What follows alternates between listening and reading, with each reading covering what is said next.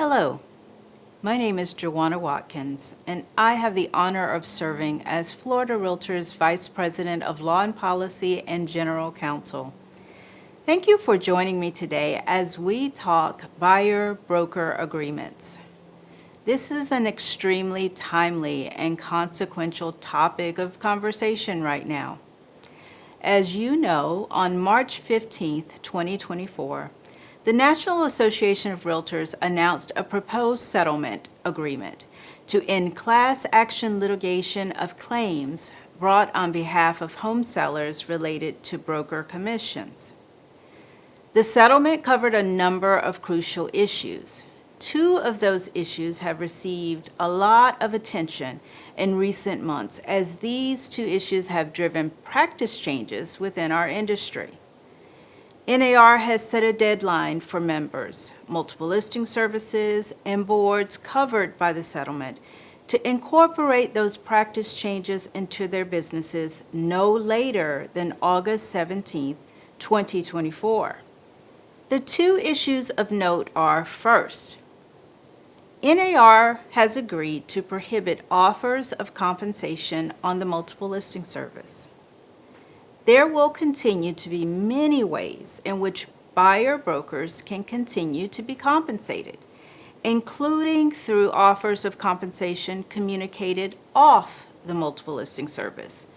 But using the multiple listing service to communicate offers of compensation is no longer an option. And the settlement provides that multiple listing service participants working with buyers must enter into written buyer agreements prior to touring a home. It is the second issue of written buyer representation agreements that we will discuss today. Now let's talk written agreements. The settlement calls for written buyer agreements. Keep in mind that the language of the settlement is very broad and is designed to apply to all 50 states, but today we will personalize this to Florida. The terms of this buyer agreement are not specifically defined, but the settlement does give the required elements for written buyer agreements. The written agreement must include 1. A specific and conspicuous disclosure of the amount or rate of compensation the participant will receive, or how this amount will be determined to the extent that the participant will receive compensation from any source. 2. The amount of compensation in a manner that is objectively ascertainable and not open-ended. 3. A term that prohibits the participant from receiving compensation for broker services from any source that exceeds the amount or rate agreed to in the written agreement with the buyer. And 4, a conspicuous statement that broker fees and commissions are not set by law and are fully negotiable. For more information on this, take a look at NAR's Frequently Asked Question number 54. As we talk today, if I can refer you to a particular FAQ posted on the NAR site, I will do so. I find it is very helpful to know exactly where to find the source of this crucial information. These written agreements must be presented to and signed by buyers prior to touring a property. In the Frequently Asked Questions published by NAR on facts.realtor, NAR explains that touring means when the buyer and/or the MLS participant or other agent, at the direction of the MLS participant working with the buyer, enters the house. This includes the MLS participant or other agent at the direction of the MLS participant working with the buyer, entering the home to provide a live virtual tour to a buyer not physically present. So yes, a virtual tour can count as touring a property, according to NAR's Frequently Asked Question number 57. Okay, But how do I determine if I am working with a buyer? The working with language is intended to distinguish MLS participants who provide broker services to a buyer, such as identifying potential properties, arranging for the buyer to tour property, performing or facilitating negotiations on behalf of the buyer, presenting offers by a buyer or other services for the buyer, from the MLS participant who simply markets their services or just talks to a buyer at an open house, or by providing an unrepresented buyer access to a house they have listed. If the MLS participant is working only as an agent of the seller, then the participant is not working with the buyer. In that scenario, an agreement is not required because the participant is performing work for the seller and not the buyer. So now that I've told you what the settlement requires in a written agreement with the buyer, let me tell you what the settlement does not require. NAR policy does not dictate the type of relationship the professional has with the potential buyer. And by that, I mean agency relationships, like transaction brokers or single agents. It does not dictate the term of the agreement. It can be a month, a day. It can be one house or a whole zip code. It does not cover the services to be provided. That's completely up to the parties. It can be a certain number of showings. It can include negotiations or presenting offers. And it does not dictate the compensation charge. Compensation is negotiable. It can be a flat fee, a percentage, or whatever rate the parties decide on. So as a part of complying with the settlement, the legal team at Florida Realtors work with the Presidential Advisory Group, various committees, the leadership team, and other members of our association to assist in identifying the preferences of our membership for amending existing forms and creating new forms. There were several forms already in existence that could be used between the buyer and the broker to comply with this written agreement. Today, we will focus on one of those forms, the Exclusive Buyer-Broker Agreement. This is the form EBBA in the Form Simplicity Library. Written buyer representation forms, like the Exclusive Buyer-Broker Agreement form, are not new in Florida. This form has recently been updated to incorporate the settlement changes. But this form had a previous effective date of 2016. It has been around for years and has been used in thousands of transactions by your fellow realtors here in Florida. The requirements of the settlement will undoubtedly cause an increase in the use of this form in coming months. So what should you expect when using the Exclusive Buyer-Broker Agreement form? Well, if you choose to use this form, first, you should go to the Forms library to select the form. You will notice that the form has a version for each of the approved agency disclosure relationships in Florida. There is one for single agency, transaction broker, and the no brokerage option. Now, it is important to note that I said when you go to the Forms library. It has always been important to use the most current version of the forms that we publish. And now more than ever, it is critically important that you do so. In the past, forms have changed for a variety of legal and practice-related reasons. But remember that the settlement requires certain mandatory disclosures that must be made in order to be covered by the settlement. We talked about those a few minutes ago, and it is critical that you ensure that you are using the most current version of the buyer-broker agreement So for the time being, make sure you go and pull those forms down from the forms library. Make sure you have the version of the document with the June 2024 revision date. Now, on to the document itself.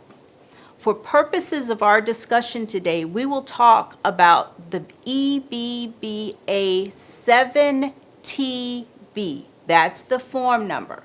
That is the transaction broker version of the exclusive buyer broker agreement form. Now let's start at the top, paragraph 1 of the buyer broker agreement.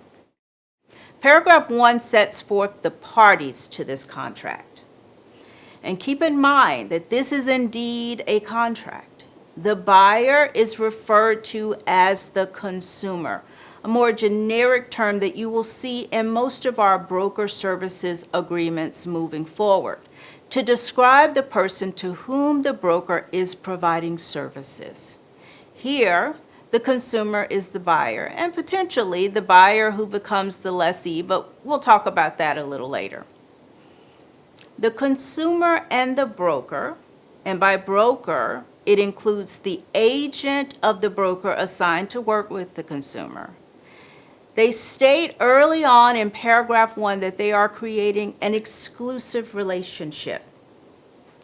The consumer has granted the broker this exclusive right to work with and assist them in the purpose of locating and negotiating the acquisition of suitable property. This acquisition can happen in many ways, and they state that this can happen by the purchase, of course, of a property, but also by option, exchange, or even lease, as I mentioned earlier, in the case where a consumer evolves from a buyer to a lessee. Now, moving on to paragraph 2, the parties here decide how long they will work together by stating the term. There's a start date and a termination date to be filled in by the parties. For clarity, we specify that the termination ends at 11:59 p.m.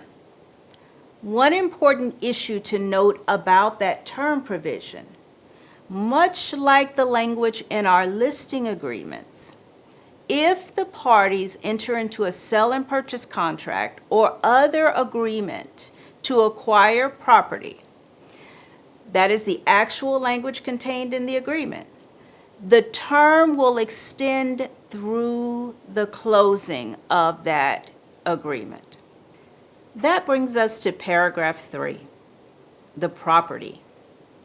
This is the place for the parties to specify the type of property the consumer is interested in, or in other words, what is considered a suitable property. Now, this is the first place where the prior version of the buyer-broker agreement and the current version is noticeably different. The criteria have been shortened to only include types of property and location. Factors such as price have been removed from the new version. If you and the consumer wish to further define what is considered a suitable property, you would do so in paragraph 13 under other terms. Now, broker obligations is listed under paragraph 4 of the agreement. This paragraph has remained very similar to the previous version of this form.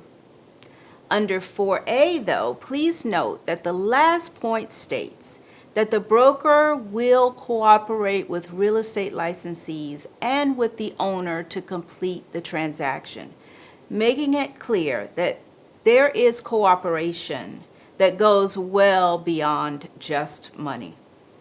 4B also states that the consumer understands that even if the broker is compensated by an owner or a real estate licensee who is working with an owner, such compensation does not compromise the broker's duty to the consumer.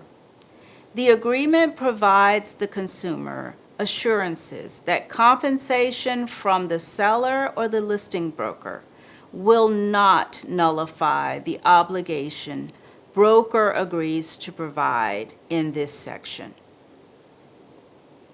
Moving on to paragraph 5. This paragraph sets forth consumer obligations. These are fairly straightforward activities performed by consumers during the transaction.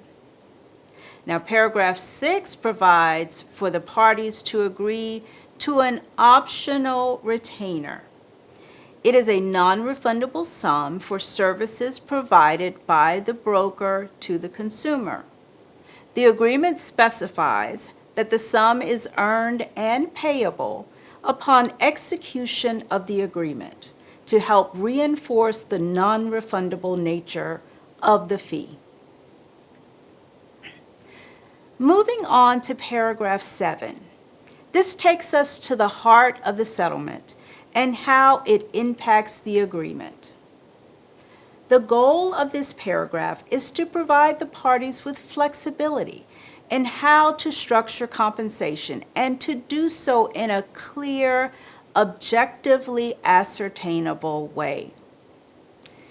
We start with how compensation is earned. When during the term of the agreement, consumer contracts to acquire real property or defaults on a contract, compensation is earned. The form then states some pretty critical terms of compensation. First, the form clarifies that the compensation here is for services rendered to the consumer. In other words, the compensation outlined here is not for listing services on a property the buyer selects that is also listed by the broker. Those are services to the seller, not the buyer. Another critical issue addressed here is what happens if the seller or the listing broker agrees to pay this broker for services to this consumer. So for example, for bringing this buyer to a listing, this agreement states that the amount the seller or listing broker agrees to pay will reduce the amount the buyer agrees to pay in paragraph 7. So how do they define the amount to pay?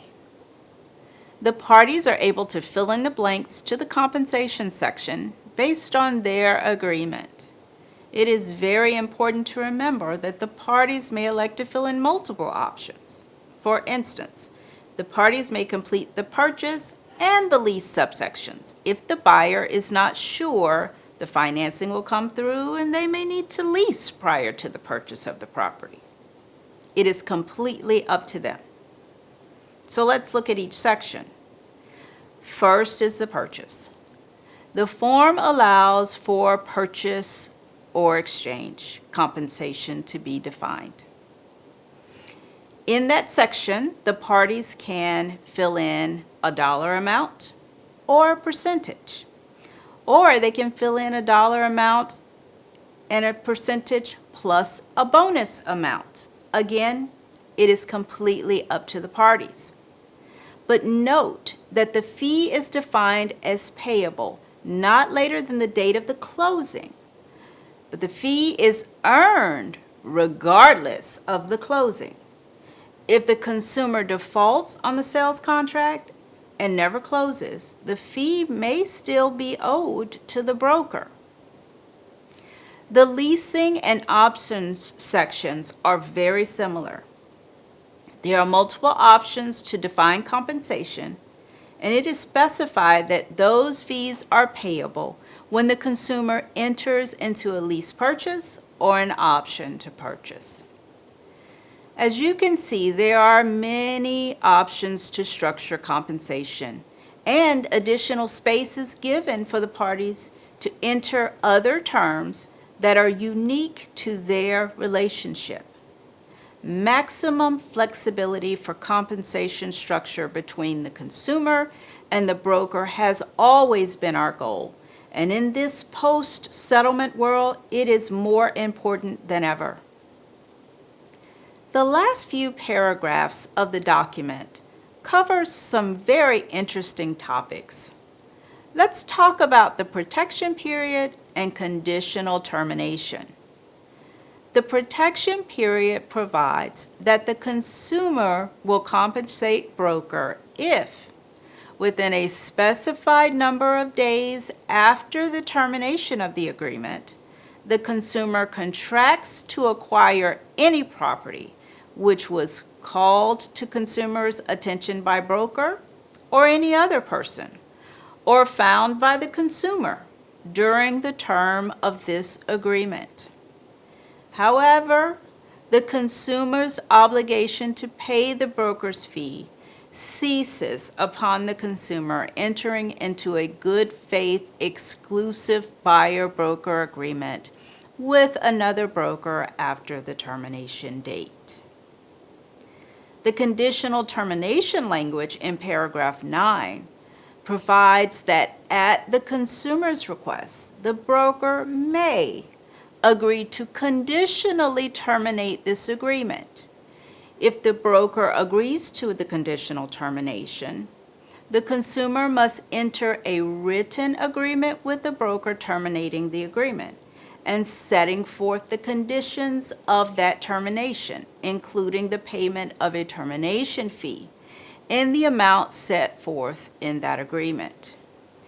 If, from the early termination date to the termination date plus any protection period, the consumer contracts to acquire any property, the broker may void the conditional termination, and the consumer would then be obligated to pay the fees stated in the compensation paragraph, minus any cancellation fee.